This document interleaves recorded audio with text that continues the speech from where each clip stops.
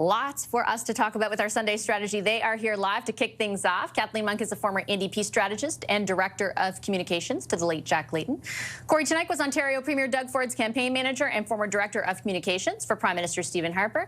And Scott Reid is a CTV News political analyst and former Communications Director to Prime Minister Paul Martin. Hello, everybody. Happy Sunday. I'm going to get right into it and start with Corey. I have to. As my friend texted me, my friend Nicole texted me this week, two things are keeping this election really interesting. One is Corey and one is Trump. Okay, you're God, that's not good. Okay, you made a lot of news this week for your take on the Conservative campaign. In your view, at this moment in time, just past the halfway mark, heading into the last 2 weeks, what is the state of this race? Well, it's not great if you're a Conservative, and it's really not great if you're in the NDP. So I don't know, maybe Scott should be bragging today. But I think for both our parties, it's pretty challenging. Like, look, a little surprised how much news I made this past week because I think really it was like Captain Obvious. Like it's basically reading the headline of the polls. But we went into this electoral cycle 25 points up, and we're running behind, and it's a campaign reversal that is pretty unprecedented in terms of the size and scope of it.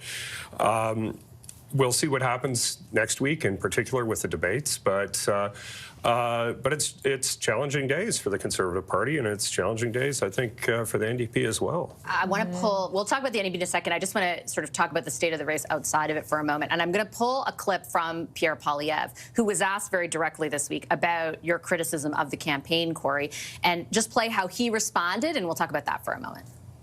Liberals and lobbyists want me to stop talking about high food prices.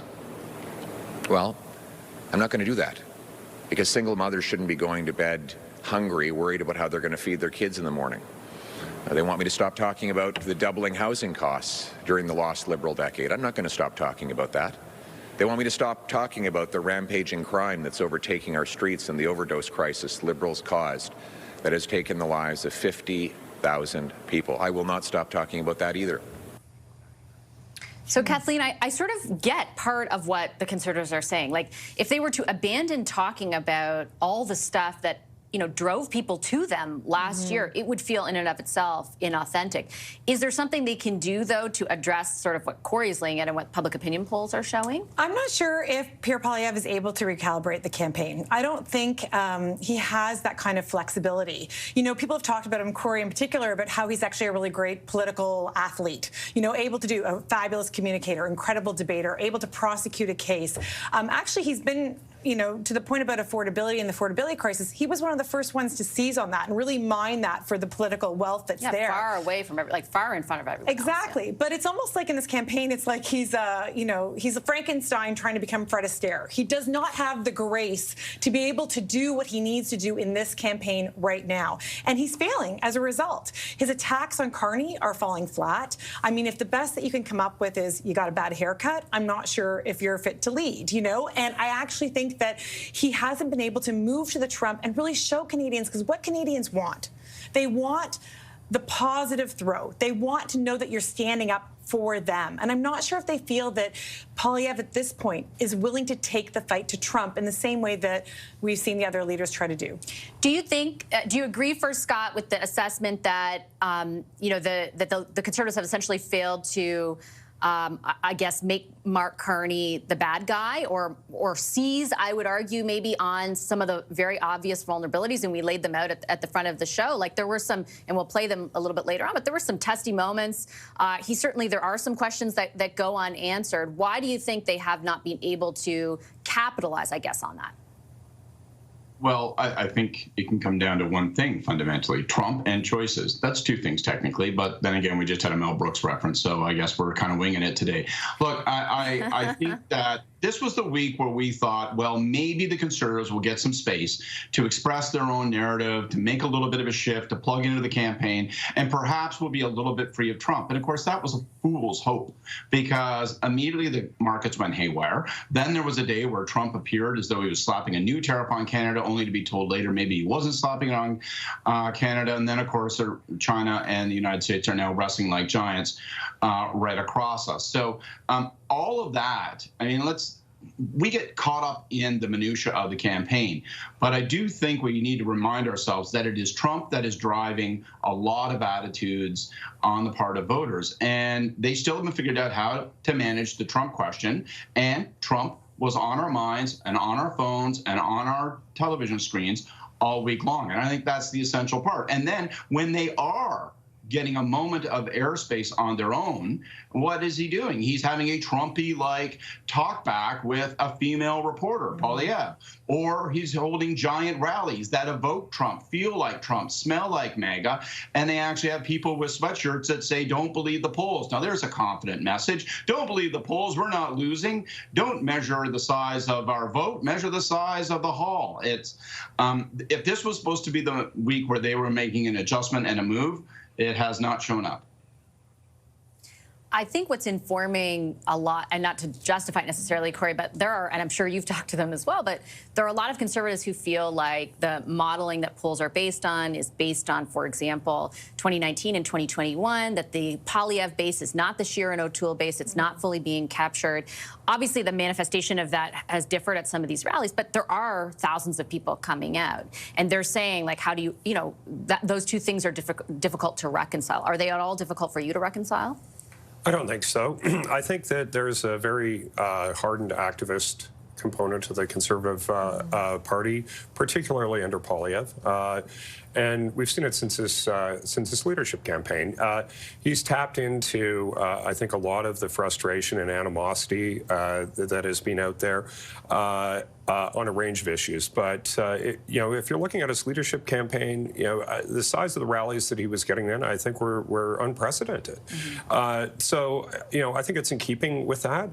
But I am wondering, like, in this moment, is this smart strategy, or is this just chasing the dopamine high of talking to thousands of people every night, as opposed to actually trying to go after the voters that, if you want to disagree or agree with the polls, whatever the case may be, there are a lot of people that were supporting the Conservatives 4 months ago that are not now. And the reason that they're not is overwhelmingly related to the tariff fight and Donald Trump and they're overwhelmingly female voters. And I think, positioning yourself in such close proximity to Trump, stylistically, rhetorically, is getting in the way of the message that they're trying to talk about. And so why would you keep doing that? Well, because I think it's a bit of a head rush to go and speak to those big crowds. I think that it's almost a bit of a sensation, but it creates, I think, a false feedback loop as well, where we're doing so great, we're doing so well. Look at this, look at this. Here's the sad truth for conservatives like myself and others across the country. We aren't doing so well right now, and it feels like we've had kind of a series of own goals. Just really quickly, is it the stylistic thing that is the vulnerability? Because, again, to be fair to them, they have put a ton of policy in the window when it comes to responding to Trump. He is out there very fast after every announcement from Trump saying, knock it off, don't do this, I'm opposed to this isn't fair, it isn't justified. Like, why isn't that landing?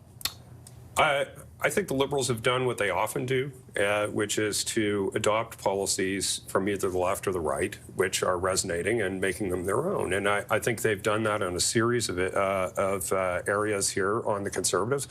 I think part of what the quiet ballot question that Carney is offering is, I'm going to give you all of Poilievre's policy, but none of the a-hole. Yes. And I think that's kind of what they're doing. But we've seen this from the Liberals time and time again. They've done it, with Kathleen and the NDP in the past. They've done it to the Conservatives in the past, and they're doing it again now. This is not entirely unexpected. It's, I think, kind of standard operating procedure for the Liberals. Why do you think, Kathleen, it's working, if in fact the public opinion polls are true? Yeah, well, I mean, I think one of the interesting data points from the polls right now is just how few undecided voters there actually are out there. I think Nanos had 7% undecided. I think Main Street had 5%.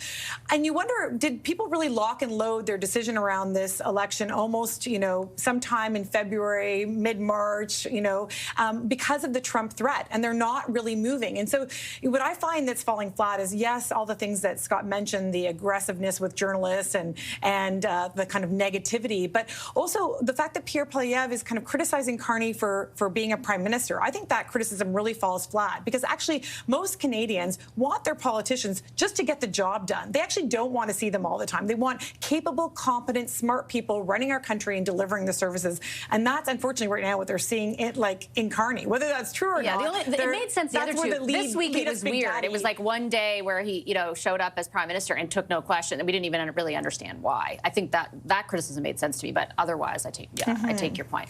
Scott, I'll give you the last word, and I actually, just before we take a break, we'll ask you about the NDP, and then we'll do some more on it after that break with Kathleen and Corey. We've talked extensively about their loss at the Liberals' gain. What do you think is driving that? It continues to be amplified throughout the race. Two things. One, fear of Trump. Second, fear of a conservative government, which felt like that's where we were headed until, very recently. And I don't know that the reality of where the polls actually stand and maybe where the voters are headed has sunk into a lot of voters yet. And consequently, a lot of NDP voters are choosing to vote strategically for fear of those things they fear even more. Look, if the Conservatives are distracted by this sort of fool's gold fever, where they think crowds are where the voters will really end up, you can feel the sense of just plain fever settling into the NDP, where they are beginning to realize that they may be down to fewer than a dozen seats, and they don't have an obvious way of hanging on to their vote. They almost need, in order to win, people to see that they're losing. Like, they almost need people to realize that Mark Carney is on the march toward a large majority government. Maybe that will give NDP voters the comfort that they can vote for their own party without fear of losing, and having, without fear of losing the dynamic and having a conservative majority. Okay, I will get Corey and Kathleen to respond. More of what we all want after a short commercial break, another round of the Sunday Strategy Session.